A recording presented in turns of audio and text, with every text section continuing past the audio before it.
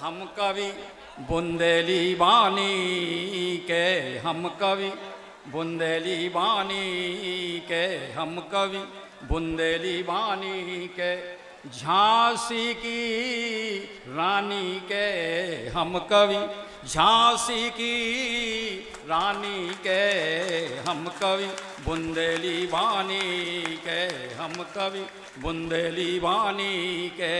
छत्रसाल धरती के हीरा, पन्ना के पानी के, हम कवि पन्ना के पानी के, हम कवि बुंदेली वाणी के, हम। अब इसमें जो शिल्प है, जो कारीगरी है, जो मूल्य है, वो ये है कि पानी शब्द जो है वो हीरे के लिए भी प्रयोग किया जाता है कि इसमें हीरे का पानी कैसा है।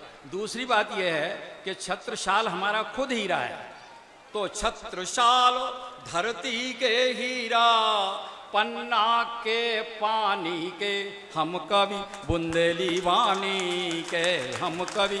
आप सब जानते हैं हिंदी साहित्य में जो पद्माकर के होली के छंद हैं वो हिंदी साहित्य के कीर्ति केतु कहे जाते हैं।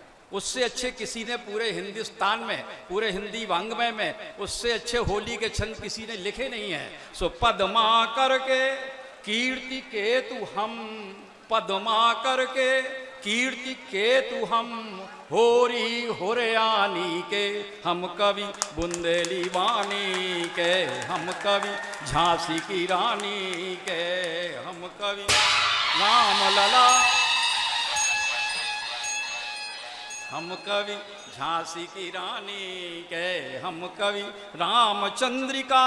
आप जानते हैं हिंदी साहित्य का भाव पक्ष का अगर कोई ग्रंथ है तो वो है रामचरितमानस, और हिंदी साहित्य में कला पक्ष का अगर कोई ग्रंथ है तो वो है रामचंद्रिका, जिसकी रामचंद्रिका में 1700 अलंकार हैं। वो बुंदेलखंड का कवि है। कहते हैं अगर पूरे हिंदी के काव्य वांग्मय से अगर बुंदेलखंड के 12 कवियों को निकाल दिया जाए तो पूरे हिंदुस्तान का साहित्य आधा रह जाता है।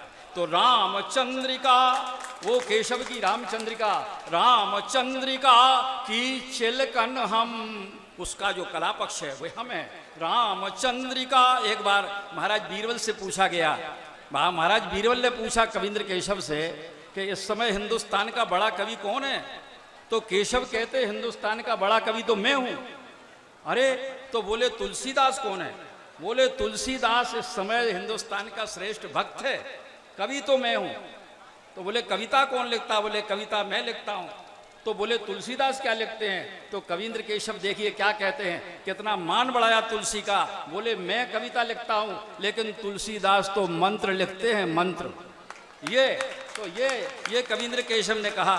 सो रामचंद्रिका की चिलकन हम, उसका कला पक्ष हम ही है, हम ही हैं उसका कला पक्ष। रामचंद्रिका की चिलकन हम तुलसी से ज्ञानी के, हम कवि बुंदेली वाणी के।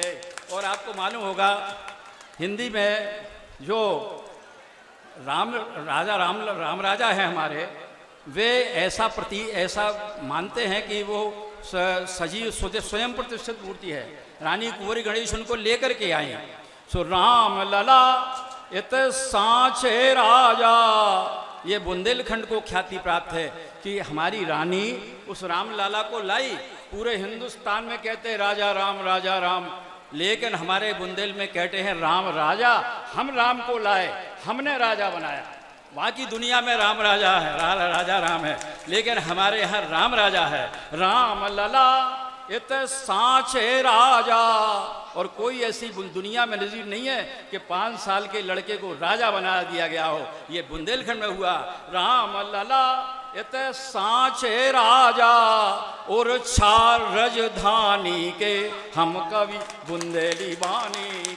जब मैं बाहर पढ़ने जाता तो लोग बोले ये ओरछा क्या है, ओरछा क्या है? मैंने कहा ओरछा है जो ओर पे छा गया, जो हृदय पर छा गया, जो हृदय का सम्राट है वो है ओरछा रजधानी के, हम कवि बुंदेली वाणी के, हम कवि। बोले सर बुंदेलखंड की तो कई भाषाएं हैं, कई उपवेद हैं, आप कौन से बुंदेली के हैं? आपका कौन सा गोत्र है? आपका क्या आस्पद है? कौन सी बुंदेली करते? बुंदेली के 10 भेद हैं।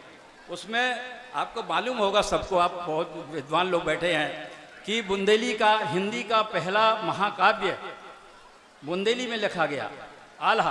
आला खंड जो 52 खंडों का ये पहला महाकाव्य है हिंदी का, सो वो बनाफरी में लिखा गया। बुंदेली का जो भेद है वो बुंदेली के वैसे 10 भेद है, और डॉक्टर गियरसन ने उसके 4 भेद करे, पर बनाफरी में एक भेद है। तो बोले आप कौन सी बुंदेली के हैं? तो मैंने कहा जी बोली में ईश्वर बैठो, ईश्वर बैठा है, क्योंकि काव्य का आनंद और ब्रह्म का आनंद एक ही है। बोले इस जी बोली में ईश्वर बैठो, और ईश्वर की नायिका थी रजऊ, जैसे घनानंद की सुजान, जैसे शेक्सपियर की मिरांडा, ऐसे ही ईश्वर की थी रजऊ। सो जी बोली में ईश्वर बैठो, कहते हैं काव्य का आनंद ब्रह्म का आनंद एक ही है, एक पेट से दोनों हुए। तो ब्रह्म जिसमें साक्षात बैठा है, जी बोली में ईश्वर बैठो, रजऊ खानदानी के हम कवि बुंदेली बानी के, हम कवि झांसी की रानी के, हम कवि पन्ना के पानी।